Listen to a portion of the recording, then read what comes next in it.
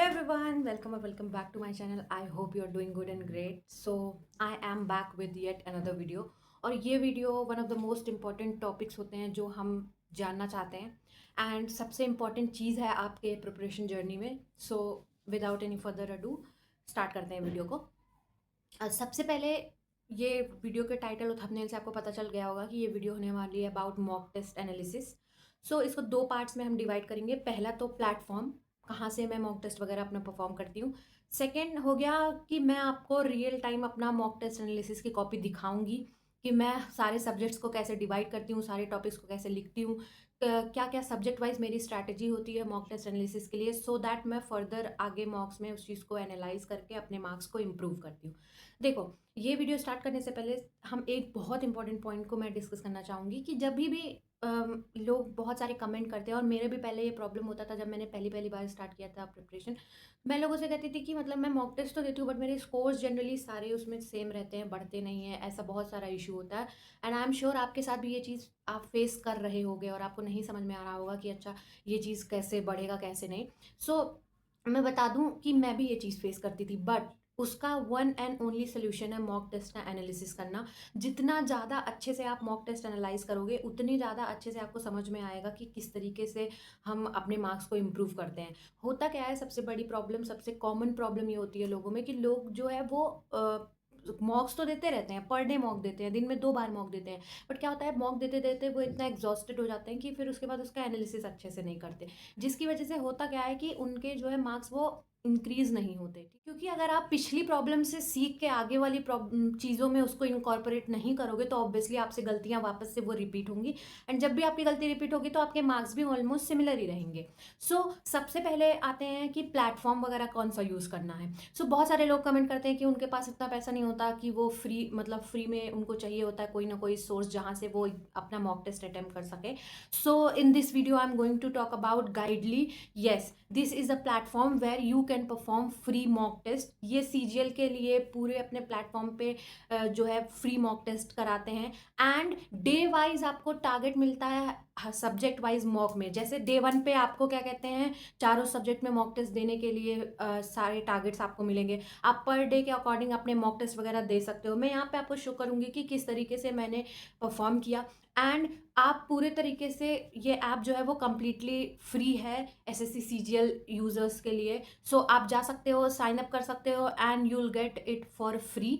सो अब बात करते हैं नेक्स्ट, जो कि है मॉक टेस्ट एनालिसिस के बारे में. सो इसमें मैं अपनी कॉपी के थ्रू आपको दिखाऊंगी कि मैं किस तरीके से एनालिसिस करती हूँ, क्या क्या चीज़ें लिखती हूँ, क्या क्या चीज़ें लिखना ज़रूरी होता है और क्या क्या नहीं. क्योंकि बहुत सारे लोग ये बोलते हैं कि दीदी मैंने तो मॉक टेस्ट एनालिसिस कर लिया, बट क्या होता है कि लोग पूरा क्वेश्चन नोट डाउन करते हैं. तो मैं प्रॉपर तरीके से इस वीडियो में आपको बताऊंगी कि किस तरीके से आप एनालिसिस करो सो दैट आपको बेनिफिट मिले एंड कम टाइम में आप उस चीज़ को लिख पाओ. ठीक है. So yes, let's get back to that point. So देखिए, मैं यहाँ पे डे वाइज अपना जो है मॉक टेस्ट एनालिसिस की कॉपी मैंने बना रखी है, जिसमें मैं डे वाइज लिखती हूँ, सब्जेक्ट वाइज अपने मार्क्स डालती हूँ. और अभी मैंने GS का मॉक नहीं देना चालू किया है. सो मैं सेक्शनल टेस्ट देती हूँ बिकॉज आई गेस मेरे हिसाब से sectional test is more beneficial than full mock. क्योंकि जब आप सेक्शनल टेस्ट देते हो तो पहली बात आप अपनी पूरे मतलब फोकस कर सकते हो एंड देन आप जो है जो है बोर भी नहीं होते एनालिसिस करने समय. सो ये रहा मेरी मॉक टेस्ट एनालिसिस की कॉपी, जिसमें मैं डे वाइज अपना पूरा एनालिसिस वगैरह करती हूँ. सो अभी एग्जांपल लेते हैं 2 मॉक टेस्ट से. ठीक है. जैसे आप देख सकते हो, इसमें इंग्लिश में मेरे 42.5 मार्क्स आए हैं, रीजनिंग में 45 आए हैं, मैथ्स में 48 आए हैं, एक क्वेश्चन गलत हुआ था. सेकेंड, इस मॉक टेस्ट में रीजनिंग में 40 सिली मिस्टेक्स की वजह से, जो क्योंकि रीजनिंग में 40 मार्क्स आना इज मतलब बेकार ही है एक तरीके से. इंग्लिश डिफिकल्ट शिफ्ट थी तो 33 and maths 35.5. 3 question easy shift के जो मैंने छोड़ दिया बिकॉज क्योंकि टाइमिंग उतनी सही नहीं थी. एज इन 15 मिनट्स में 25 क्वेश्चन करना, तो स्टार्टिंग में थोड़ा डिफिकल्ट हो रहा था. एंड 3 क्वेश्चन हार्ड थे और एक क्वेश्चन गलत गया था. ठीक है. अब GS का मैं टेस्ट तो नहीं देती, बट जो 4.0 में लेक्चर के बाद टेस्ट होता है चैप्टर वाइज, या जो भी सर एरिना वगैरह में टेस्ट लेते हैं वो मैं परफॉर्म करती हूँ, तो वो मैं टिक मार्क कर लेती हूँ.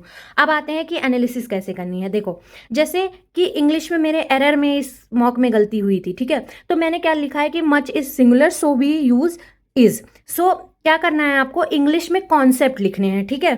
इंग्लिश में आपको ऐसा नहीं हो कि पूरा आपको क्या कहते हैं, पूरा चीज़ गलत हो गया तो सारी चीज़ को एकदम लिख देना है। इंग्लिश में आपको क्या करना है, रूल्स लिखना है, ठीक है।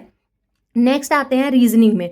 रीजनिंग में आपको क्या करना है, जैसे रीजनिंग में पहली बात तो जनरली हमारे मार्क्स ठीक ठीक आते हैं, तो हम लोग को ज़्यादा उतना फोकस करने की ज़रूरत नहीं होती, बट कुछ कुछ चीज़ें जो हमारे दिमाग से बहुत ईजी होती हैं वो भी निकल जाती हैं, तो ज़रूरी है कि हम उस चीज़ को भी मतलब माइंड में रखें। अब यहाँ देख सकते हो आप, जो है यहाँ पे क्या है कि ये जो है ऑड नंबर्स का क्यूब है, ये इवन नंबर का क्यूब है, ठीक है। तो यहाँ पे क्या है, आपको डिफरेंस पता होना चाहिए। हालांकि ये बहुत इजी चीज़ है, बट फिर भी आपसे ये गलत हो सकती है, ठीक है। अब आते हैं मैथ्स में, जो सबसे इंपॉर्टेंट है, ठीक। इसमें क्या करना है कि जो क्वेश्चन एकदम ही डिफिकल्ट है, आपने कभी नहीं देखा, आप as it is note down कर दो अगर वो छोटा है। लेकिन अगर ऐसा कोई क्वेश्चन, जैसे 2D का एक क्वेश्चन मेरा गलत हुआ, रेगुलर हेक्सागोन का, सो मैंने क्या किया, टॉपिक का नाम लिखा मेंसुरेशन, एंड देन जो क्वेश्चन था उसका फॉर्मूला लिख दिया, ठीक है। फिर कुछ कुछ शॉर्ट ट्रिक्स होती हैं उसको लिखा। तो मैं मैथ्स में क्या करती हूँ, पहले टॉपिक का नाम लिखती हूँ, उसके बाद जो कॉन्सेप्ट होता है एंड उसका जो फॉर्मूला वगैरह रहता है, जो भी क्वेश्चन रहता है वो मैं एज इट इज़ लिख देती हूँ, ठीक है। जैसे आप देख सकते हो यहाँ पे मिक्सचर ऑफ एलिगेशन में ये क्वेश्चन मुझे डिफिकल्ट लग रहा था, तो मैंने पूरा ही क्वेश्चन लिख दिया, ठीक है। उसके बाद जैसे कुछ कॉन्सेप्ट वाले क्वेश्चन होते हैं कि किसी सर्कल में अगर एक कॉर्ड जो है सबटेंड करता है एंगल 0 इन रेडियन में, तो क्या वैल्यू होती है उसके आर्क के लेंथ की, तो वो आर थीटा होता है। आर रेडियस है एंड थीटा जो है एंगल है रेडियन में, ठीक। उसके बाद यहाँ पे भी एक ही क्वेश्चन गलत था तो मैंने पूरा लिखा, ठीक है, क्योंकि उसमें ट्रिक्स वगैरह थी, टिप्स वगैरह थी। यहाँ पे भी आप देख सकते हो, ठीक है, यहाँ पे भी आप देख सकते हो कि time, speed, distance and probability basics जो है मुझे क्या रिवाइज करना है, ठीक है।